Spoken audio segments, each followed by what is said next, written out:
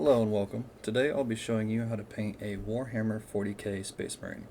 Now this is meant to be a more beginner-friendly guide, so we're going to be taking things slow. We're going to be going through each step as it happens and kind of breaking down, why we're doing things and the purpose of it.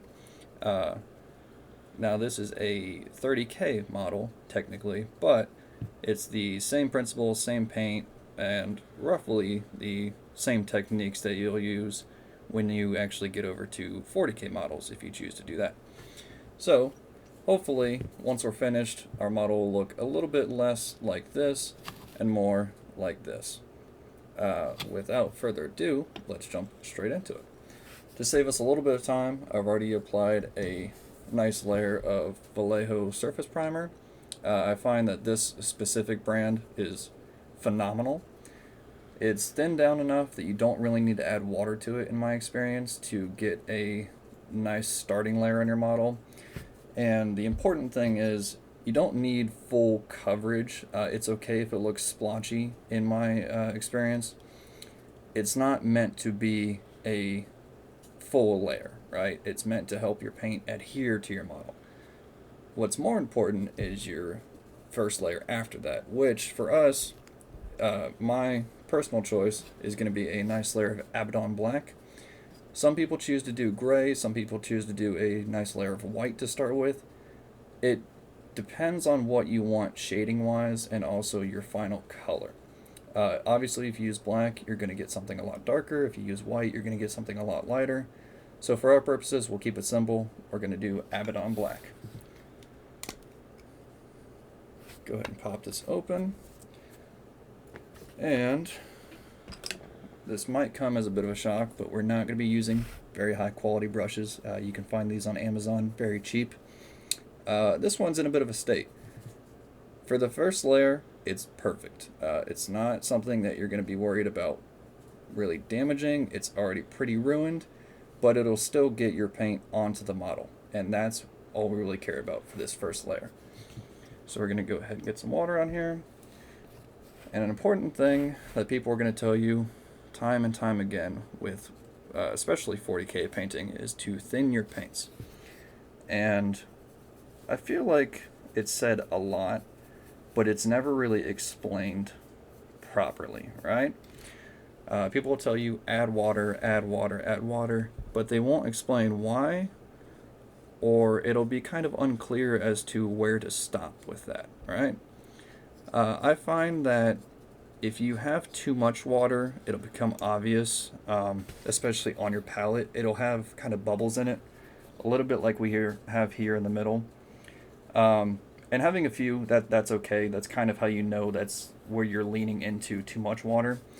But if your paint is really wet, really not adhering to your model because of the water, then you have too much and you want to add some more paint to it. Again, for this first layer, it's not really important how well it looks.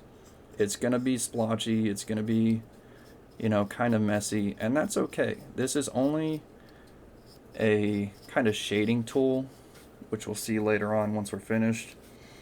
It can be pretty quickly done here, quickly applied. It's not that important. And let's get some more paint on here. You can see we still have some of those bubbles, so we know that we're okay when it comes to adding more water. So we're just going to keep applying this all over the model. You want to make sure you get theoretically 100% of it, but as much as you're able to. There's going to be some hard to reach spots, and that's okay. General rule of thumb, from what I found, is that if a spot on your model is hard to see, it's also hard to reach. So if you can't manage to work your brush in to actually paint it, especially if you're playing tabletop and it's 2-3 feet away from you on a table, you're not going to be able to see it too well. So in the grand scheme of things, it's not going to matter, right?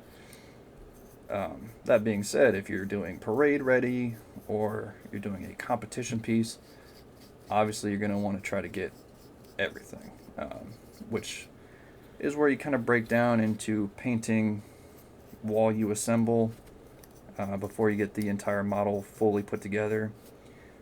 Let's go ahead and get some more paint on here. And you know, there's pros and cons to that as well. It takes a lot longer. It's kind of tricky because I know at least the glue that I use kind of gets the paint off really well. So you know, if you're putting the model together after you've applied your paint, it can kind of ruin your paint jobs if you let it, and that's not really something you want. So again, this is a 30K Horus Heresy model. We're actually going to be painting it as a Dark Angels today. That's probably one of my top, we'll say top 3 factions right now. At least when it comes to Space Marines.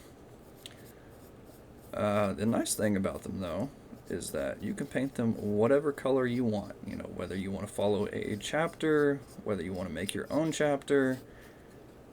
You know, if you want to go with what you see other people paint them as, whatever you want to do as the box art, it's, you know, the world is your oyster. You're allowed to paint it however you want. And that's kind of the nice thing about Space Marines, is there's a lot of freedom in that. So now that we have a decent enough first layer, again, it's all going to get covered, right? It doesn't matter too much. Maybe if we'll focus, there we go. It's allowed to look splotchy, right? It's just your kind of starting base. And this is all going to get covered up anyway. The next layer we're going to do is actually Caliban Green, which is going to be 90% of your model. Go ahead and give it a nice shake.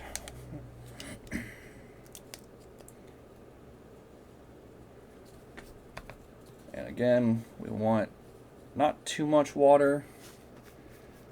Once we get to actually mixing it here, it'll be much easier to see. And again, it's hard to explain visually. You know, when you have your paint too thin. But once you've been painting for a while and once you've been thinning your paint, it's much easier to tell, right?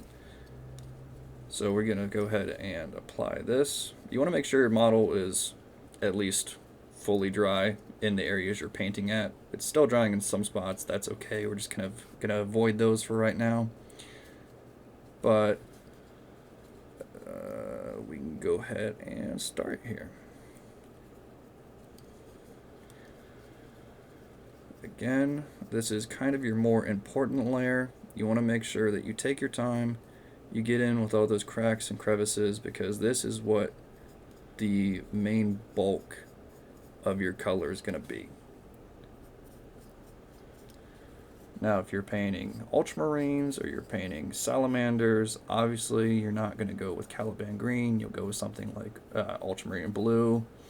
I'm sure there's another type of green for Salamanders. I haven't painted them, so I don't know. So your model might not look like mine, and that's okay. That's kind of the pro to this, is, you know, no two models ever really look the same, unless you're batch painting and that's your goal, and that's okay. That's the point. Another thing I'd like to point out is that wall painting, you're gonna probably have some mistakes, and that's the nice thing about having thinner layers with your paint, is that it's much easier to fix, right? If you paint heavier, thicker layers, you're gonna have some problems with kind of a rougher finish once you're done, and you'll be able to tell where the paint is too thick. And that's something you want to avoid, not only for the overall look of your model, but also it can get kind of splotchy if you're going too thick on some parts and not thick enough on others. And that'll really ruin the overall feeling, right?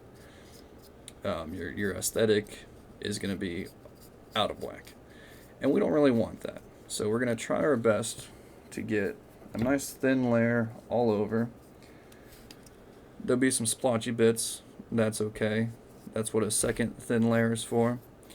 Once this all dries, we'll be able to see much better how much we missed exactly, you can already see on the butt there, right? If it'll focus again, that I have a little bit of a thinner layer, and that's kind of what you want for the first layer, right? You don't want the paint on too thick, because then it'll start to look rough, and we don't want that. So thinner layers is always better. You can always go over it more. And again, there's kind of some harder to see slots in the back there, right? If I didn't look in this specific view, I wouldn't have seen that. Especially if you're on tabletop, you would have a harder time kind of even knowing that that spot was there. So if you miss something, it's not a huge deal. You can always go back and go over it later, or you can just ignore it, right? If it's small enough and if it's kind of harder to spot. And you got to think, if you're playing tabletop, especially, you have, 60, 70 units on the table. One little spot out of the whole mix is nothing. So now that we're kind of finishing up with this layer here, just get the final touches in. We're going to go ahead and get ready to start on the bolter, which, depending on what faction you're doing, there's a bunch of different colors I've seen. Personally, if I'm doing Ultramarines or something closer to their colors, I like to do red bolters. I feel like that's just kind of the classic look. If I'm doing Dark Angels, I like to do a nice black. But again, it's your choice. That's the freedom of it. That's the beauty of this hobby, is you're allowed to do whatever color you want. And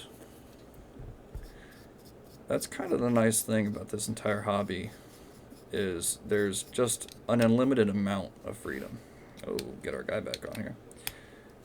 Say what you will about Citadel products, the painting handle is one of my absolute favorites. It's a little bit overpriced in my opinion, but it is essential. I use it for every model and I absolutely love it. Also the Citadel Paint Cup. It's kind of, I won't say overpriced. Well, I will. Everything Citadel's overpriced, right? We'll say that. But it's useful. I like it a lot. I could just use a normal plastic cup, but I feel like there's enough functionality in the Citadel model that it's just preferable to me. So now we're just going to go ahead and get some more Abaddon Black. That's not nearly enough. And we're going to go ahead and try to get the rest of the bolter, because we not only got a little bit of paint on it from our Caliban green layer, we also kind of didn't do a great job of covering it with the base layer.